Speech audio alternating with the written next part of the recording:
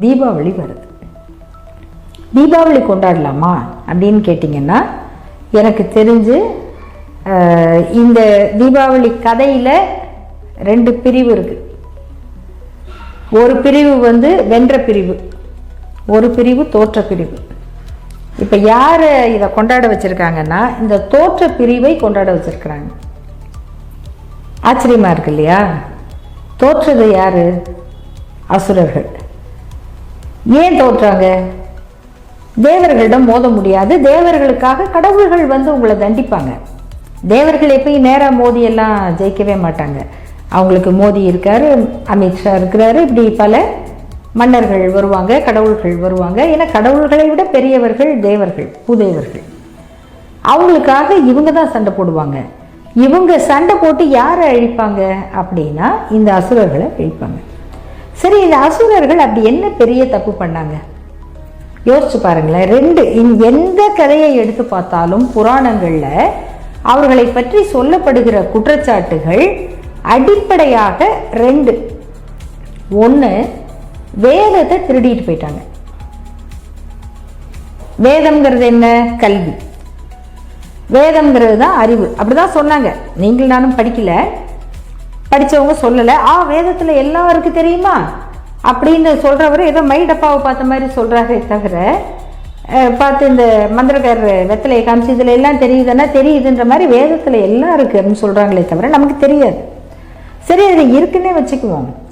அப்படி இருந்தால் அது அறிவு. அறிவுங்கிறது கல்வி. அதை எல்லாரும் கற்றுக்கணும். அதை கற்றுக்கணும்னு ஆசைப்படுறவங்களுக்கு நீங்கள் கொடுக்கணும். அது நீங்கள் கொடுக்காம ஒழிச்சு வைக்கும்போது அவங்க வந்து பறிக்கிறாங்க, எடுத்துட்டு திருடிட்டு போகிறாங்க. கல்வியை திருட வேண்டிய நிலைமைக்கு ஒருத்தரை உண்டாக்குறதை விட கொடுமை ஏதாவது இருக்கா? அது வந்து கற்றவர்கள் செய்கிற வேலையா? கற்றவர்கள் செய்கிற வேலை என்ன? உங்களுடைய செல்வத்தை விட இன்னும் அதிகமாக ஊறக்கூடியது உங்களுடைய கல்வி அறிவு. நீங்கள் யாருக்கு கற்றுக் கொடுத்தாலும் நீங்கள் இன்னும் கொஞ்சம் கற்றுக்குறீங்க. ஆனால் இல்லை இல்லை, கல்வி எங்கள் சொத்து அப்படின்னு வைத்திருந்த பூதேவர்களிடம் இருந்து இதை வந்து பறிக்கிறவர்கள் தான் அசுரர்கள். இந்த போராட்டத்தில் பல அசுரர்கள் இருப்பாங்க. ஆனால் அவர்களை கடவுள்கள் அவதாரம் எடுத்து கொல்லுவாங்க. இந்த கதைகளை நாம் ஏற்றுக்கலாமா? நம்ம யார்? நீங்கள் உங்களை ஒரே ஒரு இடத்துல வச்சு பாருங்கள். நீங்கள் இந்த கல்வியை கையில் வைத்து கொண்டு மற்றவர்களுக்கு கொடுக்க மறுப்பவரா, இல்லை அந்த கல்விக்காக போராடிய சமூகத்தில் வந்தவர்? நீங்கள் போராடிய சமூகத்தில் வந்தவர், இந்த கல்வியை எல்லாருக்கும் கொடுக்க விரும்புகிறவர் அப்படின்னா நீங்கள் தீபாவளி கொண்டாட மாட்டீங்க. இதை வச்சுக்கிட்டு மற்றவர்களுக்கு கொடுக்காமல் படிக்கணும்னு ஆசைப்படுகிறவர்களை கொலை செய்கிற பக்கம் நீங்கள் நிற்கிறீங்கன்னா தீபாவளி கொண்டாடுவீங்க. 2வது, இந்த அசுரர்கள் செய்த தப்பு எல்லாம் பெரும்பாலும் பார்த்தீங்கன்னா யாகங்களை தடுத்தார்கள், அழித்தார்கள். ஏன்னா இந்த நாட்டினுடைய பண்பாட்டில் யாகம் கிடையாது. யாகம் என்பது நெருப்பில் உயிரோட விலங்குகளை போட்டு கொல்றது. விலங்கு சாப்பிடணும்னு சொன்னால் அறுத்து சாப்பிடுவாங்க, அது வேற. உயிரோட நெருப்பில் போட்டு கொல்றது. இதன் மூலம் தனக்கு நன்மை கிடைக்கும்னா அந்த உயிரினுடைய வேதனையை பார்த்து கொண்டிருக்கிற கொடுமையை இந்த மண்ணின் மைந்தர்கள் செய்ததில்லை. அதை செய்தவர்களை தடுத்தார்கள். இப்படி செய்தவர்கள் ஆரியர்கள். ஏன்னா அவங்க பழக்கத்தில் அது இருந்திருக்கலாம். ஏன்னா அவங்க கால்நடைகளோடு வர்றாங்க, தேவைப்பட்டால் அதை அப்படியே வந்து நெருப்பில் போட்டு அவிச்சு சாப்பிடுவாங்க. அதை ஒரு மாதிரி பார்க்குறவங்கள்ட்ட இது வந்து பெரிய இது புண்ணியம் அப்படின்னு சொல்லி அதை யாகமாக ஆக்கியிருக்கலாம். இதுக்கு எவ்வளவோ காரணங்கள் இருக்கலாம். ஆனால் அதை தடுக்கிறாங்க. இது இங்கே நடக்கக்கூடாது. நீங்கள் எல்லா அசுரர்களுக்கும் தேவர்களோடு நடந்த சண்டைன்னு பார்த்தா அதில் முக்கியமானது இந்த யாகத்தை தடுத்ததாக இருக்கும். அப்போ இப்படி வந்து உங்கள் ஊருக்குள்ளே ஒருத்தர் எல்லாத்தையும் உயிரோடு போட்டால் நீங்கள் பிடிச்சி வைக்க மாட்டீங்களா? நம்ம கல்லால் அடித்து கொள்கிற கும்பல் இல்லை. இவங்களெல்லாம் பிடிச்சி பூட்டி வச்சுருப்பாங்க போல இருக்குது, இந்த மாதிரிலாம் பண்ணக்கூடாதுன்னு. அதனால் தேவர்களை சிறை வைத்து விட்டார். இதுதான் 3வது குற்றச்சாட்டாக வரும்.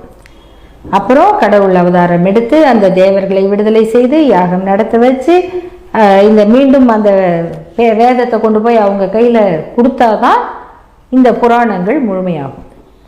இந்த மாதிரியான கதை தான் தீபாவளியும். அதனால் நீங்கள் இப்படி ஒரு போராடிய ஒருத்தரை வந்து கொன்னுட்டு அவர் கொண்டு தலையை வெடிச்சது, நீங்கள் பட்டாசு வெடித்து கொண்டாடுங்க அப்படின்னு சொன்னால் அதை நம்ம கொண்டாடுறதுனா இது என்னது? இது மற்ற பண்டிகைகளைப் போல வெறும் மூட பண்டிகை மட்டுமல்ல, அதுக்கு மேலே நம்முடைய சமுதாயத்தினுடைய மூலத்தை பற்றி பேசுகிற ஒரு பண்டிகை. அப்போ அதை கொண்டாடலாமா? இதை கொண்டாடின பிறகு என்ன மிச்சம் யோசிச்சு பாருங்க. உண்மையிலேயே காசை கரியாக்குறது அப்படின்னா இதுதான். இதை யாராவது அறிவுள்ள மக்கள் செய்வாங்களா? நீங்கள் கொண்டாடுறதுக்காக என்ன வேணால் செய்யலாங்க. 5000 10,000 என்னப்பா இவ்வளோதானா அப்படின்னு குழந்தைங்க கேட்குறாங்க. அவர் எவ்வளோ துன்பப்பட்டு உழைச்சி தான் வாங்கிட்டு வர்றாரு. 200 ரூபாய்க்கு பட்டாசு, இதுக்கு மேலே கிடைக்காது. என்னப்பா 4க்கு மத்தாப்பு கூட இல்லை. அதை கொளுத்தி மகிழ்ந்த உடனே அது அன்றைய மகிழ்ச்சி.